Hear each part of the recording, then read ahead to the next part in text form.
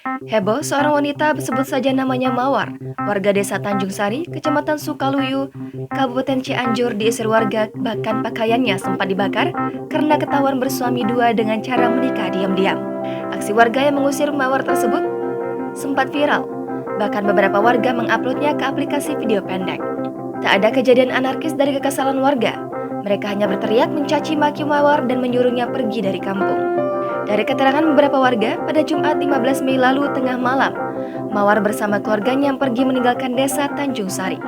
Tokoh masyarakat desa Tanjung Sari, A.M. Ibing, mengatakan Mawar masih berstatus sebagai istri sah dari TS, diam-diam melakukan pernikahan lagi secara siri dengan laki-laki yang berinisial UA, warga desa Babakan Caringin, Kecamatan Karangtengah, Kabupaten Cianjur.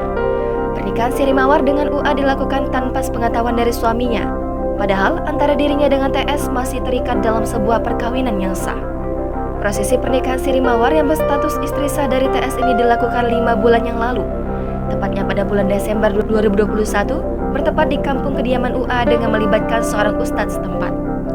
Namun, kasus poliandri yang dilakukan Mawar tersebut baru terbongkar pada hari Minggu 9 Mei lalu, setelah dilakukan penelusuran oleh pihak keluarga TS yang penasaran dengan beredarnya isu pernikahan antara Mawar dengan laki-laki lain. Menyusul terbongkarnya praktek poliandri tersebut, sang suami sah, TS, menyatakan cerai menjatuhkan talak 3 kepada Mawar. Tidak hanya sampai di situ, warga yang simpatik terhadap TS dan kesal atas perbuatan poliandri tersebut, mereka ramai-ramai mendatangi rumah orang tua dan mengusir Mawar sekeluarga dari kampung halamannya.